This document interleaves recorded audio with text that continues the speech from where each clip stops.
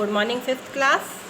In our previous class, we had study about rotation of the earth and effect of rotations.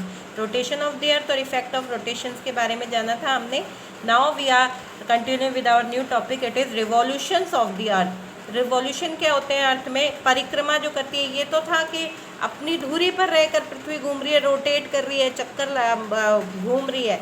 और ये revolution है परिक्रमा करना सूरज के चारों तरफ, या फिर घूमना, जिसे हम कह सकते हैं चक्कर लगाना कह सकते हैं. जैसा कि हमने हमारी प्रीवियस क्लास में पढ़ा था कि the part that face the sun receive sunlight, जिस पार्ट पे सनलाइट सीधी पड़ती है या फिर जब ये जो एक्सिस है in this axis of our earth, और ये अपनी एक्सिस पे रह के रोटेट करती है वेस्ट टू ईस्ट तक, वेस्ट टू ईस्ट रोटेट होती है. उसकी वजह से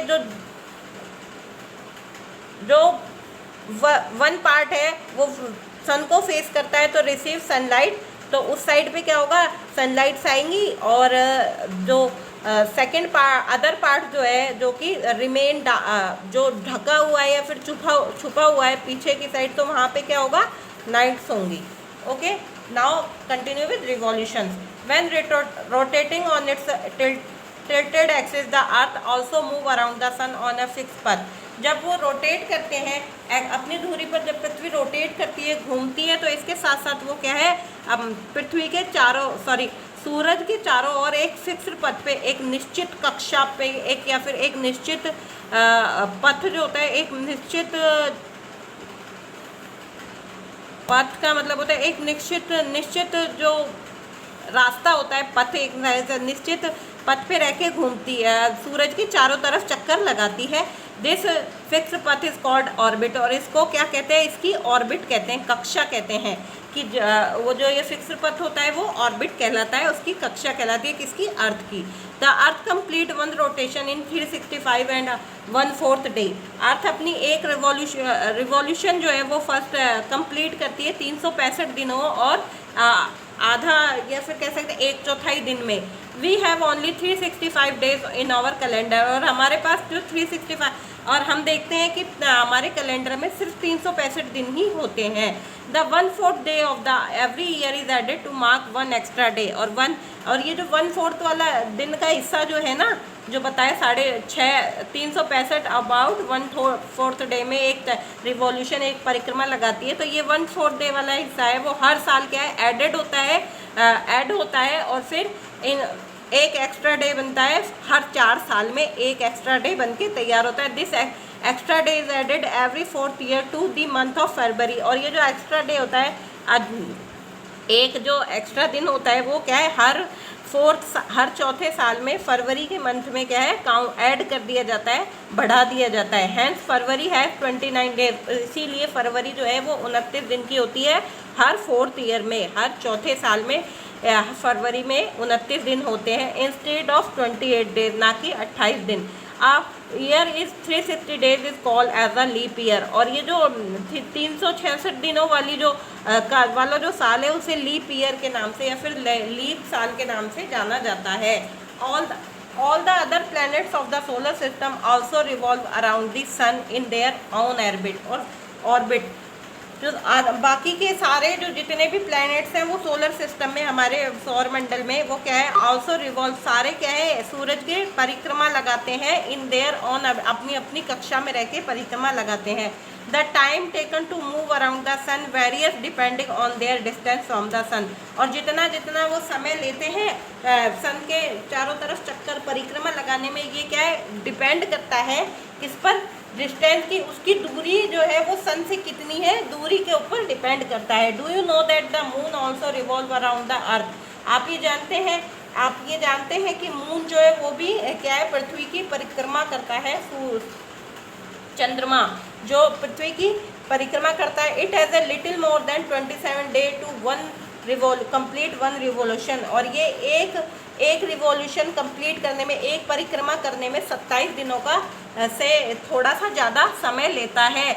और अगर अप्रोक्स बताएं तो 27 डेज एंड 8 हॉर्स का ये समय लेता है अपनी एक रिवॉल्यूशन पूरा करने में. और ऐसा क्यों होता है? एक रिवॉल्यूशन यहाँ पे अर्थ तो कर रही है 365 डेज में, और मून कर रहा है 27 डेज में ये एक रिवॉल्यूशन पूरा। क्यों? क्योंकि पृथ्वी की जो सूर्य से जो दूरी है वो 3rd नंबर पे आती है, और मून जो है वो पृथ्वी के सबसे करीब है, इसलिए वो 27 डेज लगाता है। Next topic is effects of revolutions. Effects क्या है रिवॉल्यूशंस के, क्या प्रभाव पड़ता है रिवॉल्यूशंस का? तो the revolution of the earth around the sun cause season. Revolution पृथ्वी जो है सन के चारों तरफ जो परिक्रमा लगाती है, इसके कारण क्या है, ऋतुएं बनती हैं। This main season, the main season experience on the earth are. और जो मेन सीजन जो है, मुख्य जो ऋतुएं हैं, वो अर्थ की जो अर्थ पे प्रभाव या फिर एक्सपीरियंस हम महसूस करते हैं, वो ये है। First is summer. Summer is the hottest season, it fall between spring and autumn. Summer जो है वो सबसे गर्म सीजन है, और ये क्या है, स्प्रिंग और ऑटम जो है, स्प्रिंग मतलब होता है बसंत ऋतु, और ऑटम मीन्स होता है शरद ऋतु या फिर पतझड़ वाला मौसम भी कह सकते हैं। ये जो है इसके बीच में आता है। It begin from the middle of March and continue till the end of June. और ये क्या है कि मार्च से के बीच से तो इसकी शुरुआत होती है समर की, और ये फिर जून तक एंड होता है इसका। जून के बाद कंटिन्यू चलता है जून तक, एंड ऑफ जून तक चलता है, जून के आखिरी तक चलता है। During summer the days are longer than night. और समर्स में क्या होता है, दिन जो है वो लंबे बड़े होते हैं देन नाइट, रातों से। विंटर्स, अब नेक्स्ट आता है winter. It is the coldest season. ये क्या है, सबसे ठंडा सीजन होता है।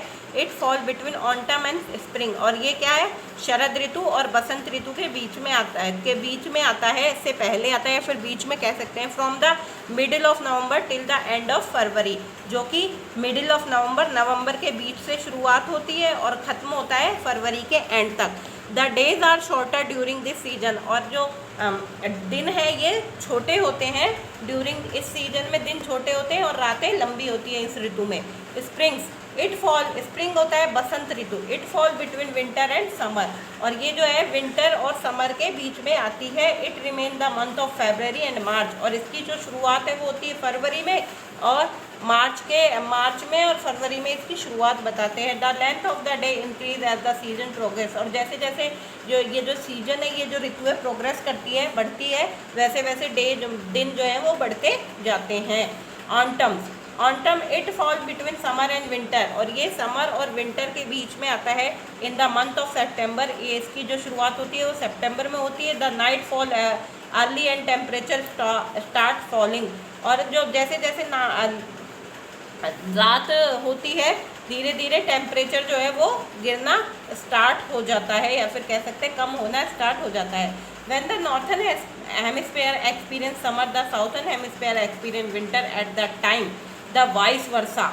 जो नॉर्थन हेमिस्फीयर है उसमें समर जब होता है, या गर्मियाँ जब होती हैं, कौन से नॉर्थन हेमिस्फीयर मतलब कि उत्तरी गोलार्ध पर जब गर्मियाँ होंगी, तो साउथर्न हेमिस्फीयर दक्षिणी गोलार्ध पर क्या है, विंटर्स होंगे। एक्सपीरियंस करेंगे, हम महसूस करेंगे किसको, विंटर्स को, सर्दियों को।